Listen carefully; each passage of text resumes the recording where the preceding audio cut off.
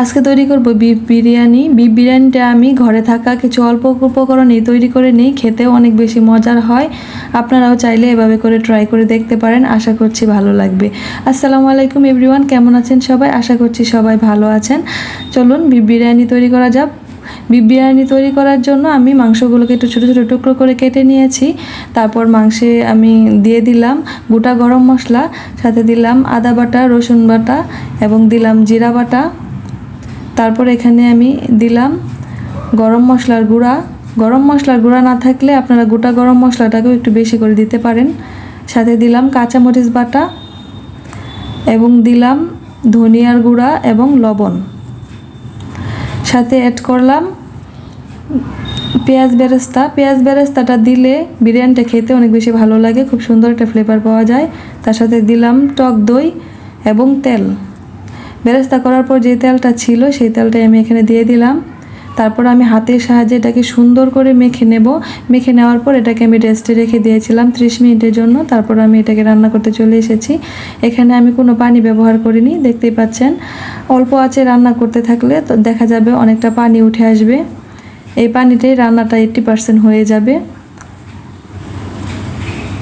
এই তো দেখতেই পাচ্ছেন আমার মাংসটা প্রায় 80% সিদ্ধ হয়ে গেছে। এখন আমি এখানে একটু ব্লেন্ডার জারটা ধুয়ে একটু পানি দিয়ে দিলাম। এই পানিতে মাংস রান্নাটা হয়ে যাবে। আমি বিরিয়ানিতে ডিমটা ব্যবহার করি, ডিম ছাড়া বিরিয়ানি আমার কাছে অসম্পূর্ণ মনে হয়।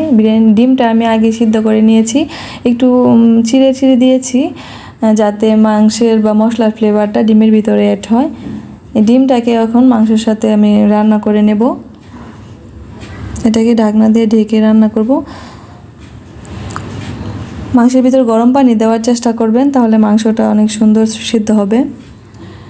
এই তো আমার মাংসটা অলমোস্ট রান্না হয়ে গেছে, উপরে তেল বেশি উঠেছে। এখন একটা ছাঁকনির সাহায্যে আমি মাংস এবং ডিমগুলোকে তুলে রেখে দেব এবং এই মশলার মধ্যেই আমি চালটা ভেজে রান্না করব। মশলাতে চালটা ভাজলে এখানে মশলার ফ্লেভারটা সুন্দর করে চালের ভিতরে ঢুকবে। চালটাকে এই মশলার সাথে সুন্দর করে ভেজে নিতে হবে। চালটা যত সুন্দর করে ভাজবেন বিরিয়ানিটা তত সুন্দর ঝরঝরে হবে। এখানে আমি অল্প একটু লবণ অ্যাড করব। লবণটা একটু বুঝে দিবেন, মাংসে লবণ আছে, লবণটা চাইলে পরেও অ্যাড করতে পারেন দেখে। এই তো দেখতেই পাচ্ছেন আমার চালটা ভাজা হয়ে গেছে। এখন আমি এখানে একটু গরম পানি অ্যাড করব। পরিমাণ মতো গরম পানি দিয়ে দিলাম। তারপর চুলার আঁচটা একটু বাড়িয়ে দেব। একটু বলক চলে আসলে সেখানে আমি দিয়ে দিব কাঁচামরিচ। তার সাথে দিলাম 1 চামচ চিনি আর দিলাম আলু বোখারা এবং কিশমিশ। আমার ঘরে আলু বোখারা ছিল সেজন্য দিলাম, আপনারা চাইলে নাও দিতে পারেন। বিরিয়ানি এবং পোলাওয়ে আলু বোখারা দিলে আমার কাছে ভালো লাগে, সেজন্য আমি দিলাম। এই তো আমার রান্নাটা অর্ধেক হয়ে গেছে প্রায়। এ পর্যায়ে আমি মাংসটা অ্যাড করে দিলাম, তাহলে মাংসটা সুন্দর করে চালের সাথে মিশে যাবে। বেশি পানি শুকিয়ে গেলে মাংসটা সুন্দর করে মিশতে চায় না। তো এখানে আমি 2 চামচ গুঁড়া দুধ গরম পানি দিয়ে গুলিয়ে নিয়েছি, এই গুঁড়া দুধের পানিটা এখানে দিয়ে দিলাম।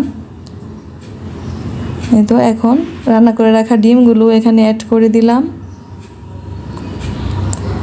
এখন এখানে একটু পেঁয়াজ বেরেস্তা ছিটিয়ে দেব।